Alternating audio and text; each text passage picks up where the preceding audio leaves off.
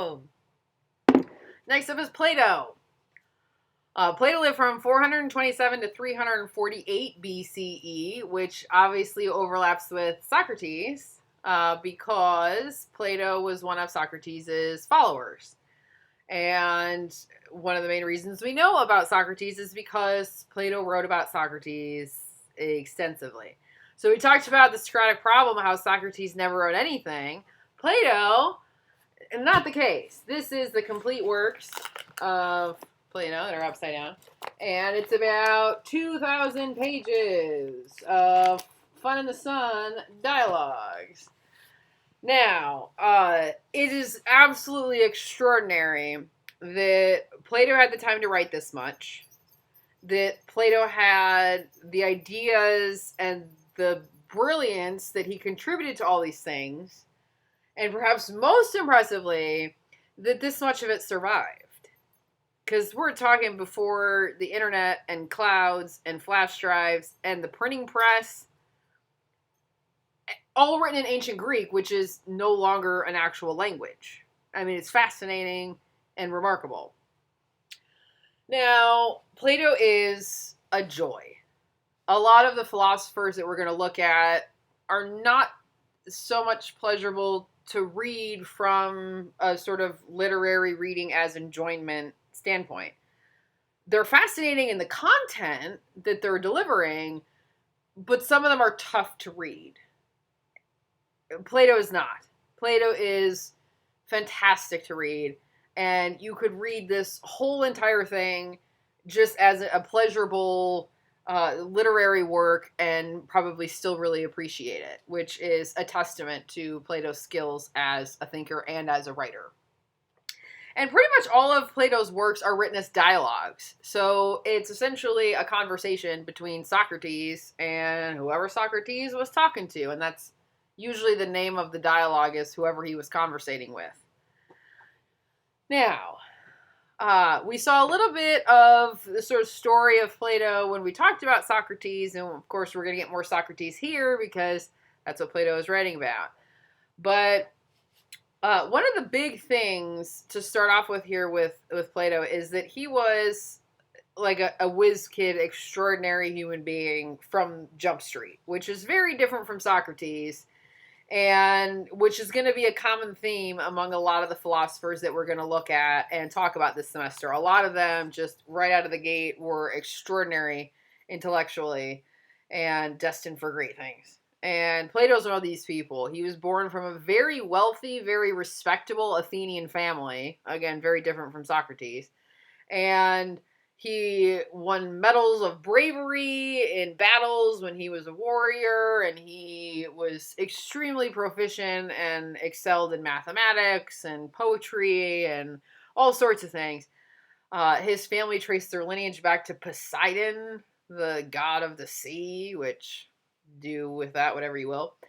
He came from a very noble, wealthy family, a very elite family. And there's not really a whole lot of record as to how his parents felt about him essentially handing over his birthright to a highly esteemed position within society to follow around this, crazy drunk guy that ended up getting killed in jail for what he was doing.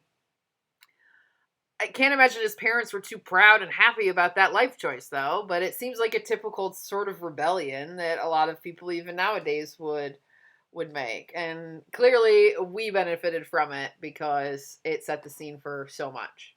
So Plato was not a fan of democracy. And this is a very uncommon viewpoint, and criticisms of democracy are something that you could literally live in America and go your entire life without ever really hearing criticisms of democracy. And in fact, when people do criticize democracy, it sends up a lot of red flags, and a lot of people get really nervous about it, and they don't want to even consider those possible alternatives. And democracy comes to us from ancient Greece, from the pre-Socratic philosopher Democritus. We have modeled a lot about our society from ancient Greece, and most of the Western world has, as we'll continue to see when we talk about Aristotle next, in particular. So democracy existed, and think back to what Plato witnessed with Socrates. He thought that Socrates was brilliant. He followed him. He learned from him. He wrote about him. He revered him. He watched him die for doing the very thing that Plato respected the most about him. Now, why did Socrates die? Well, because the mob of Athens was swayed by the emotional appeals in the court, and they found him guilty. And to Plato, there was no better example of when democracy fails than that. They failed to bring about justice for Socrates. They were swayed by their emotions. Plato thought that the average citizen did not have the wisdom or the self-restraint to be able to know what was even in their own best interest, really, and certainly not to know what was in the best interest of the entire society. In a democratic system, everybody's viewpoint is equally valid. Everybody's vote counts just as much. So the opinion of a completely uneducated person who pays no attention to the issues or the candidates and just goes to the polling place and randomly picks a candidate because they thought the name was cool. I've had people tell me that before. That was why they voted for a certain person. Knowing nothing about what they stand for, what they intend to do if they win the elected position, that vote counts just as much as somebody who spent hours and hours researching and reading up every aspect of every policy and every proposed whatever about every single thing that's happening. Those votes carry equal weight. Those votes are equally valid in a democratic society. And Plato says, why? Now, you're right that, if your instinct is sort of like, well, everybody should get a vote, right? What's the alternative? We'll talk about that. But the truth is that Plato saw the dangers of letting uneducated, ignorant people make decisions swayed by their emotions, because people know how to take advantage of that. And they do, to get what they want. And it usually ends badly.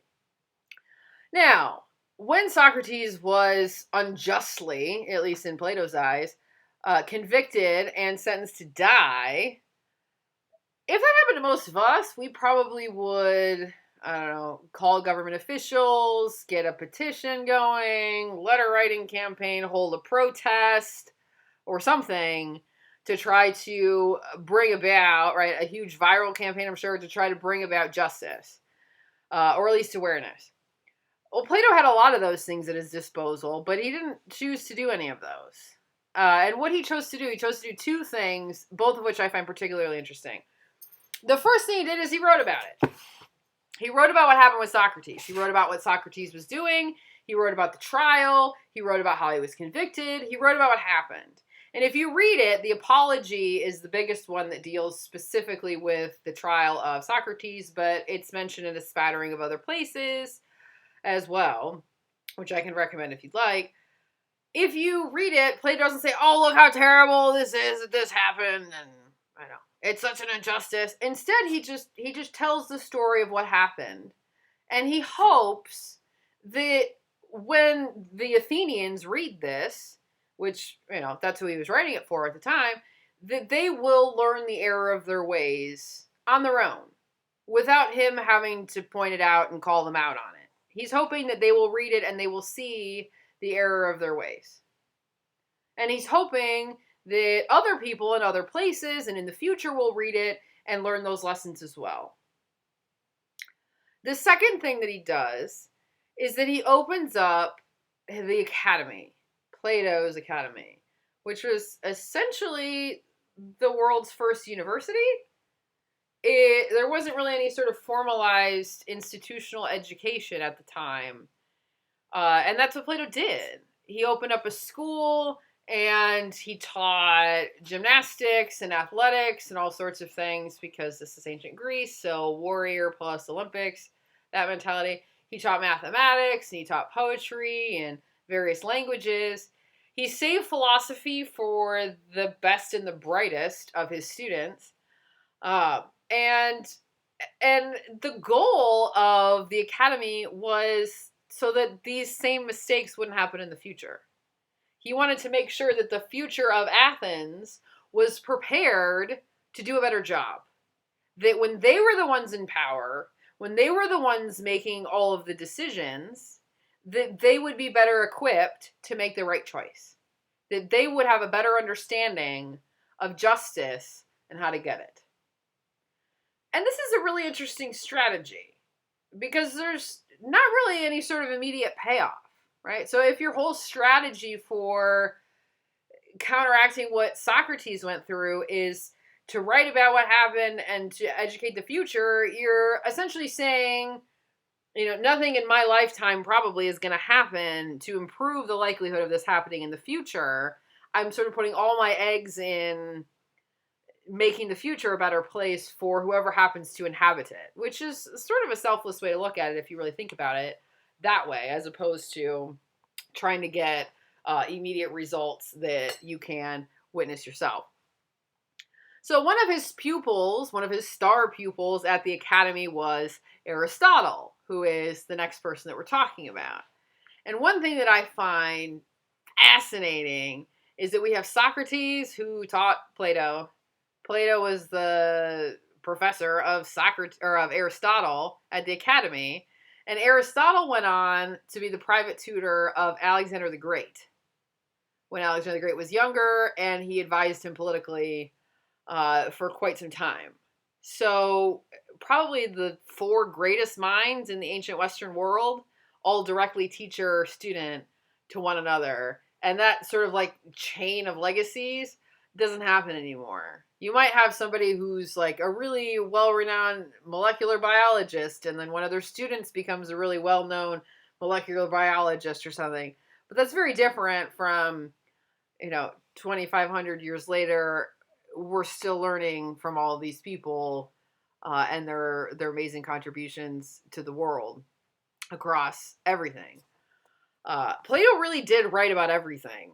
Not literally, but Bertrand Russell, another famous, more current philosopher who we'll probably talk about at the very end of the semester, famously said that the entire history of Western philosophy is just footnotes to Plato because he thought of everything.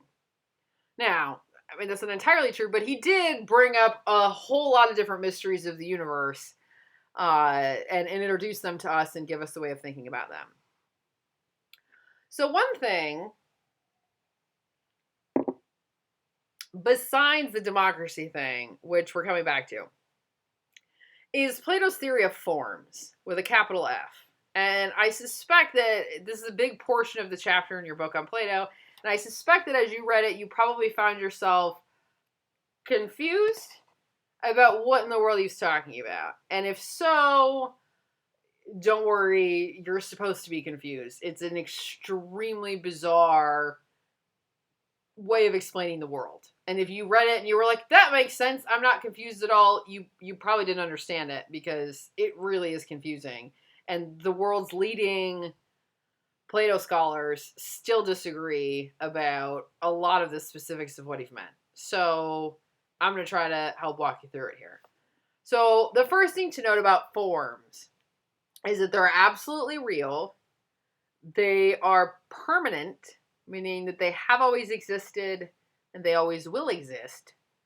They never ever change, but they're non-spatiotemporal, meaning they don't exist in space and time. So basically, they're not things. Like you can't point at it and say like, oh, there's a form. It's not an object that exists in the world, but it's entirely real. Now, before we sort of get into the nitty-gritty of what exactly these things are, let's think about why Plato did this whole thing. Now, if you don't agree with Plato on the forms, and heads up, I hope you know that throughout this entire semester, that's always an option for you. You can always hear somebody's opinion, and even if they were one of the most brilliant people that ever lived, you can still say, don't agree with that. I think he was wrong. And most of them were wrong about a lot, obviously.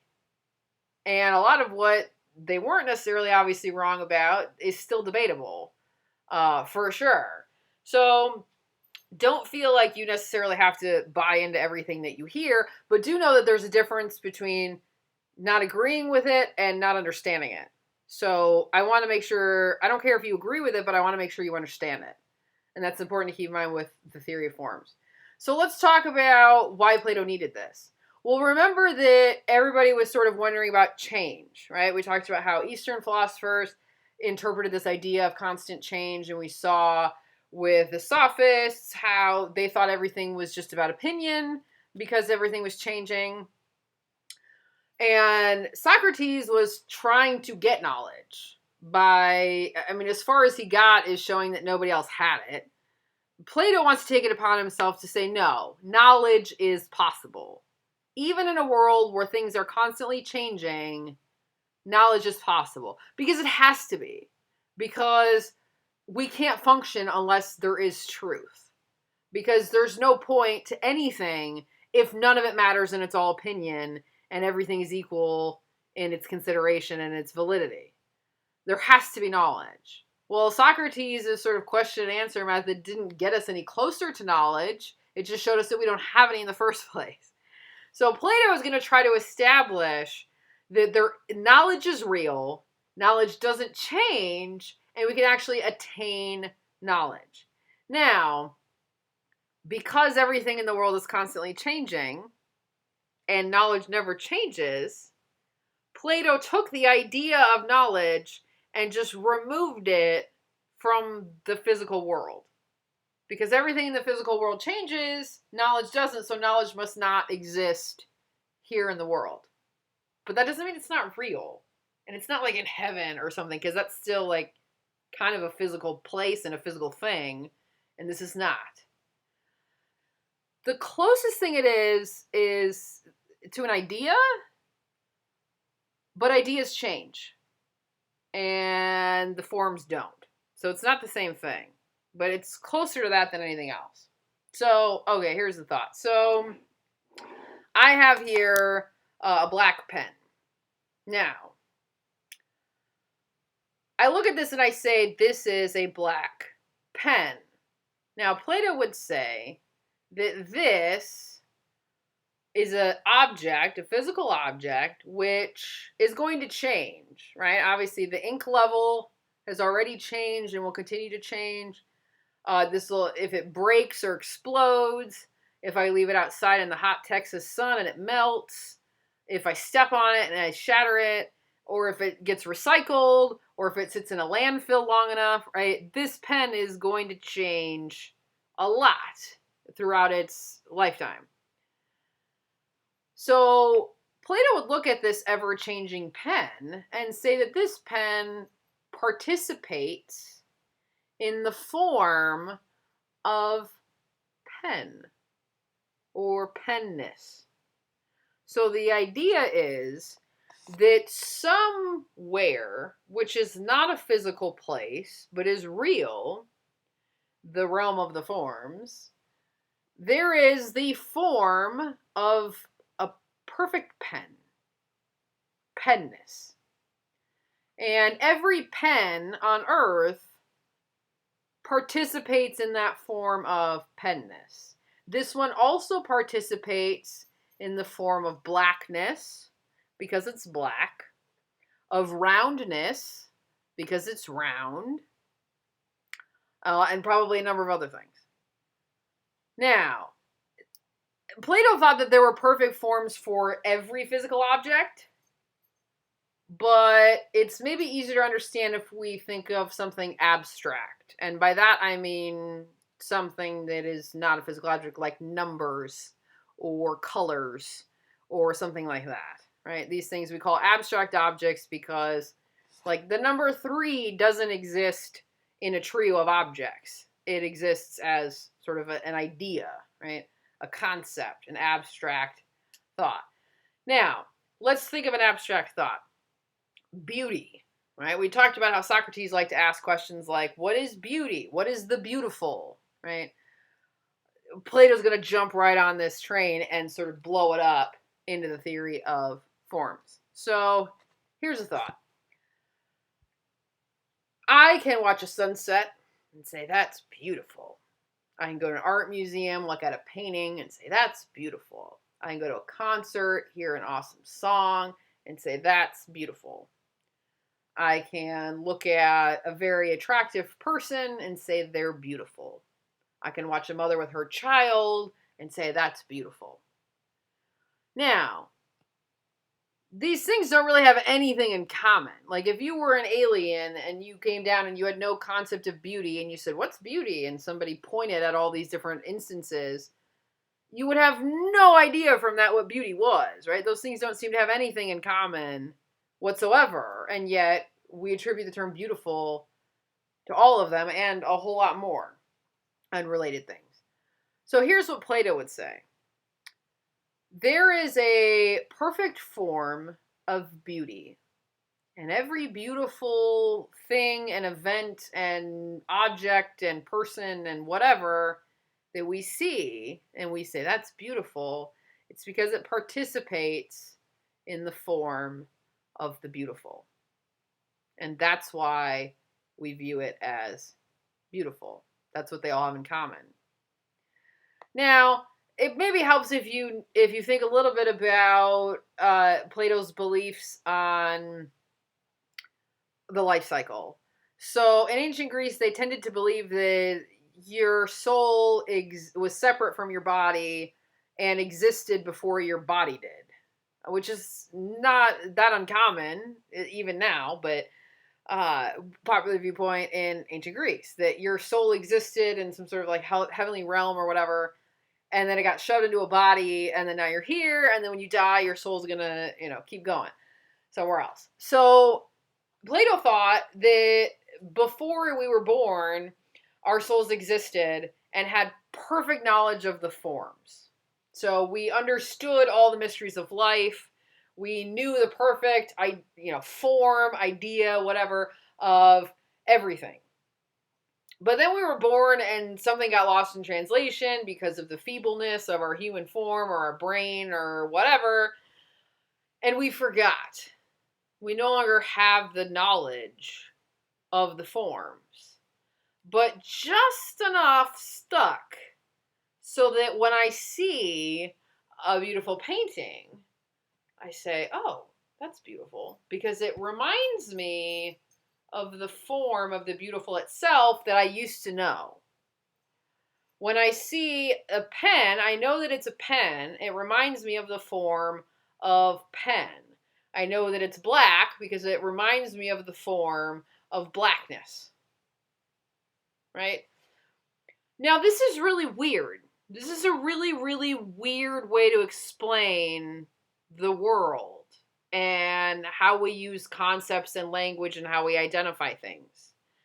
But again, keep in mind what Plato was trying to do. Plato was trying to give us a rational basis for knowledge that would never change. So instead of trying to explain how we can know something permanently when the thing that we're knowing about is not permanent and it's always changing, Plato just removed the idea of knowledge from our world and said, well, it's over here in the theory, in the realm of the forms, and they don't change. And that's why we can know everything for sure, right? Because it isn't going to change. If I understand the form of beauty, that's never going to change. What we consider beautiful is going to change. Right? Back in the 80s, beauty was extremely thin women who looked like they were addicted to heroin, right? Those of you old enough to remember like the old Calvin Klein ads and stuff know this. Nowadays, the concept of beauty tends to be a little bit curvier, which, I guess I consider a positive change. It's at least semi-realistic as a standard of beauty for some women. I don't know. Right, so the standard of beauty has changed. If you look at the history of art and music, right, what we consider beautiful in these ways has changed as well. But what beauty is hasn't changed. Right? I'm sure that writing utensils will evolve and change in various shapes and whatever, but the idea of a pen, the form of a pen, doesn't change. Now, this is a really interesting way to try to solve this problem. And even if you think that Plato was crazy, try to at least appreciate the amount of mental power and creativity it would take to come up with this. Right? Like to invent this whole system that permeates everything. And if you read through Plato's dialogues, the theory of forms plays a part in everything that he had to talk about. You can still appreciate and agree with him about other things, even if you don't buy the theory of forms, by the way. But it was just a huge part of the way he viewed the world. So for Plato, if I want to attain knowledge, I don't do that by pondering and trying to prove things with objects in the world. I do that by pondering the forms, and that's where true knowledge lies. There's this chart, it's on 137 of the 8th edition of the book. This is Plato's theory of the divided line, and you've got the different levels of knowledge here, right? So like the worst amount of knowledge you can have is if you're just sort of like imagining something and you don't really have a whole lot to go off of. So you have like a photograph, or you have a glimpse of something, or it's a dream, right? If I tell you that I had a dream of the Eiffel Tower, I don't really know anything about the Eiffel Tower from that. A little bit better, but still not really knowledge, we have perception. So this is something that I could actually see. So let's say I go and actually see the Eiffel Tower in Paris. Now I have more information about it, and I have more knowledge about it, but that's still not really enough for me to say that I know the Eiffel Tower. If we keep going up even higher, now we're in the realm not of physical objects, but of a form. So I have a form of, I don't know, building, right? Structure, something like that. Now, if I understand that, what it means for something to properly be a building and have that form, I have a lot more knowledge and information than I did from looking at a photograph or just seeing it in the distance. And then we can get even higher than that, and the highest form of all is the good. And that is goodness itself. And everything and every walk of life and every avenue that we say is good since it participates in the form of goodness. So, in order to better understand this and the differences between being and becoming and knowledge and opinion and all these sorts of things, we have a few different examples of the way that Plato tries to describe it. And the most popular, and the one that I'm going to point out, is the Allegory of the Cave, which is one of the most famous things that Plato ever talked about. And here it is. Imagine that you are in a cave, and you have been your whole life. And you're not only in this cave, but you are strapped to a chair, and you're given blinders and something that holds your head in place, so you can't see anything other than what's right in front of you. And what's right in front of you is a cave wall filled with shadows. And you have people who are creating these shadows, right? They, I don't know, do a shadow puppet, and they're like, that's a duck, right? I'm not good at shadow puppets, right? And then you see this shadow, right, of a duck, and you're like, oh, well, that's a duck, right? And they do the same thing with like people or whatever. Now, if this is all you'd ever known your whole life, you never saw the people making the shadows, you never got to see anybody else around you, no real ducks ever flew in, right? You would for sure think that that shadow was a duck, right? And that that's what a duck was. You wouldn't think, oh, there's this actual bird thing that's flying around behind me that's causing that shadow. You have no concept of that whatsoever. You would think that that shadow was reality. Now, if somebody came into the cave and said, yo, what are you doing in here? Looking at all these shadows, this is not reality. You would probably say, well, number one, you're psycho. Number two, of course it is, because I've spent my whole life up until this point, and this is always the way the world looks, and this is the only way the world looks, and clearly this is reality. You would think they were insane. Now, if they took off your shackles and your blinders and they turned you around and they took you outside of the cave and you see the sun and the blue sky and the grass and actual ducks, right, going by. First of all, you'd be blinded by the sun. You'd probably be totally overwhelmed by the whole thing. But once you adjusted to it, you would realize, oh wow, this is the truth. This is reality. That was just shadows. I've been fooled all along. I thought that I knew what the world was like, but it was all deception. This is really the world, not that. So there's two ways to interpret this allegory, and I think that they're both worthwhile to learn from. The first is to view this just sort of in general for a sort of metaphor for enlightenment. So we're in the shadows. We think we have it all figured out, but really we're totally ignorant. And it takes a philosopher, according to Plato, to take us out of the cave and say, this is the real world, right? This is the truth. And then once you see that, you can't go back, right? There's no going back into the cave and being content in that now that you know it's a lie. We're enlightened now. The other way is specific to the theory of forms. So the sun is the highest form of the good, right? And then everything else in its reality is the true form of itself. The cave was just shadows. It was opinion. It was becoming. It wasn't being. It wasn't real, and it wasn't permanent. But we thought it was, in the way that people think that knowledge about physical objects in our world is knowledge. We think we have it figured out, but we don't.